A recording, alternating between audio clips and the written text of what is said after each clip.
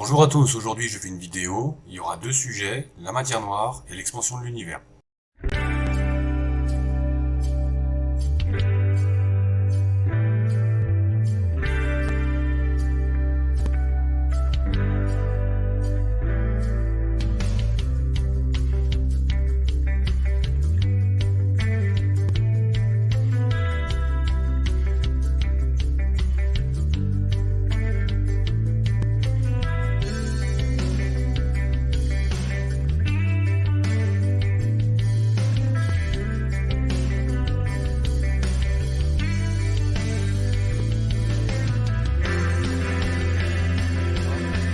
Comme si... Attends, comme si ça...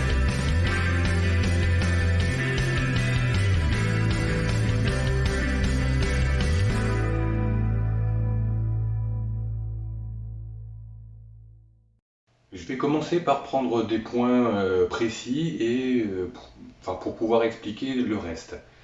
Les détails qu'on a besoin de savoir, c'est la quantité de photons par centimètre carré, mètre carré, ce qu'on a besoin de savoir, la quantité, quoi.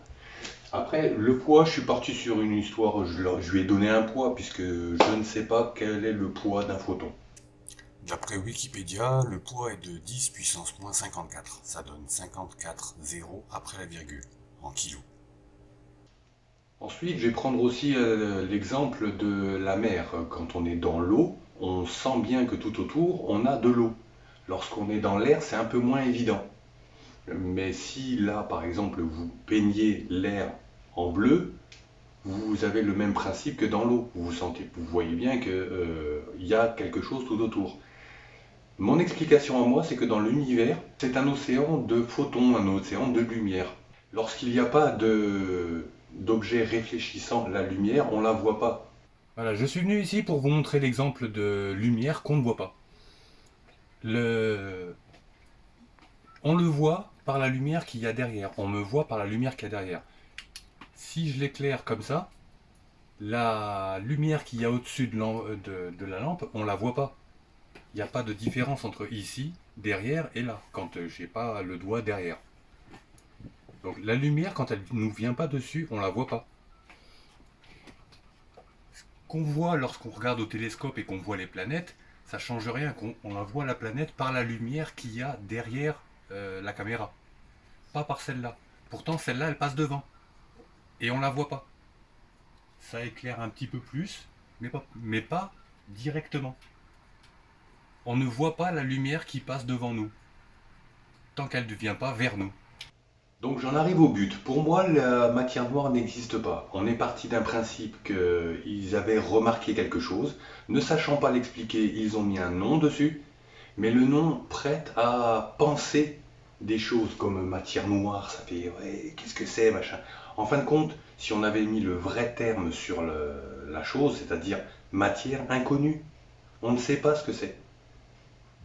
C'est juste ça. C'est-à-dire que si on découvre qu'est-ce qui fait, ben, il n'y a plus de matière noire.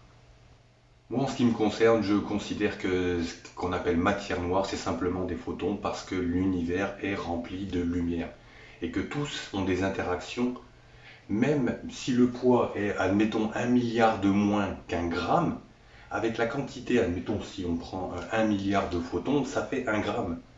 Lancé à une vitesse à la vitesse de la lumière, ça a un impact.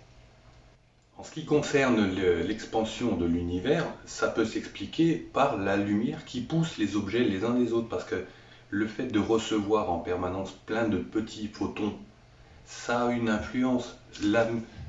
J'ai pris l'exemple d'une étoile. L'étoile envoie des photons de tous les côtés. Si on considère qu'elle est seule et qu'il n'y a rien autour, aucune interaction, le fait de pousser des choses dans toutes les directions, ça la stabilise de fait. Comme il y a des exemples très clairs de choses, vous trouverez ça sur des vidéos sur internet, lorsque l'on pousse quelque chose, on reçoit aussi la même force dans l'autre sens. C'est-à-dire que si là je suis bien appuyé et que je jette quelque chose, je ne recule pas. Si je suis, admettons, sur un skateboard, je jette quelque chose, et ben je vais reculer. Chaque poussée entraîne une force inverse. Dans l'exemple de l'étoile, elle pousse des photons dans tous les sens, elle se stabilise elle-même, mais ce qui est une planète par exemple, ou un autre corps céleste, lui reçoit de la lumière, donc il est poussé quelque part, et chaque étoile, forcément, reçoit les interactions des autres étoiles. Et comme à l'extérieur de l'univers connu ou visible, il n'y a pas de ce genre de force, ça a tendance à s'écarter. Voilà pour mon explication de l'expansion de l'univers. Ce que je voulais dire par le fait que la force noire comme le château où flotte l'étendard de notre drapeau, Pur, la force est noire, noire comme le château où flotte l'étendard, notre drapeau. je sais pas si tu vas pas la garder celle-là. Et donc, la matière noire, celle qu'on appelle matière noire parce qu'on n'a pas réussi à mettre un terme exact qui serait matière inconnue, ou réaction inconnue, ou phénomène inconnu, c'est simplement les choses qu'on ne voit pas qui agissent. C'est-à-dire que si par exemple vous aviez quelque chose dans l'univers qui serait à gravité négative, c'est-à-dire qu'au lieu d'attirer comme le principe de gravité, de planète, de trou noir, de choses comme ça qui attirent les choses, si là, on avait quelque chose qui repoussait avec une gravité négative. La lumière arrivant, elle est écartée et refaite. On ne la verrait même pas. C'est-à-dire que ce qu'il y a derrière s'écarte, revient, et vous ne le verriez pas ce qu'il y a au milieu. À cause des effets de gravité, simplement. Il n'y a pas d'histoire de matière noire ou de choses comme ça. Je profite de la vidéo pour clarifier un point. Moi, je considère que l'orbite d'une planète est le résultat de la gravité moins la force centrifuge. Je ne considère pas que l'objet tombe de façon perpétuelle, mais rate à chaque fois l'objet. Parce que tout simplement c'est indessinable. Et je considère que si vous ne pouvez pas en faire un dessin, si vous ne pouvez pas le mettre sur papier ou arriver à l'expliquer avec un petit dessin, c'est pas faisable.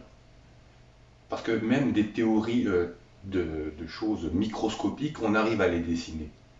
Je veux dire, moi je comprends tout à fait la gravité qui attire et le fait que la force centrifuge pousse l'objet et que l'égalité entre la gravité et la force centrifuge crée l'orbite. Après, il y a des histoires de poids et de vitesse.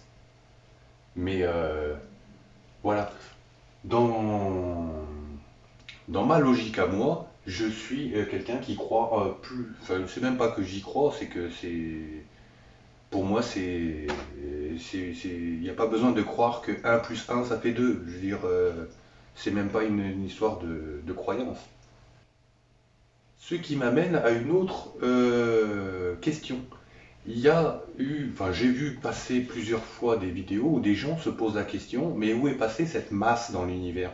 Il y a certains phénomènes qui sont difficilement explicables parce que quand on les calcule, il manque de la masse.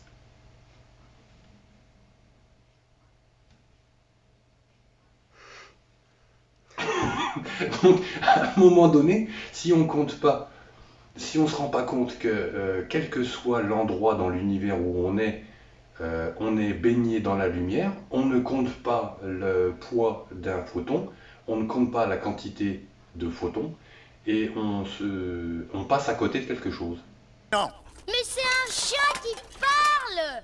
on nous fait une farce. Donc pour simplifier, je dirais que si on multiplie, enfin si on prend en compte le photon, qu'on met un poids sur ce photon, enfin qu'on détermine son poids, qu'on arrive à mettre une quantité par rapport à une certaine place dans l'espace, que ce soit en centimètres, en mètres carrés, peu importe, qu'on multiplie par sa vitesse et la surface de contact, on obtient ce que j'ai appelé plutôt une force verte. Yo, man!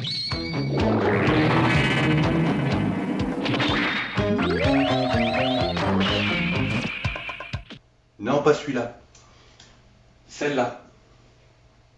Celle qui fait que les choses se décalent entre elles. L'expansion de l'univers. La fameuse matière noire qui n'existe pas.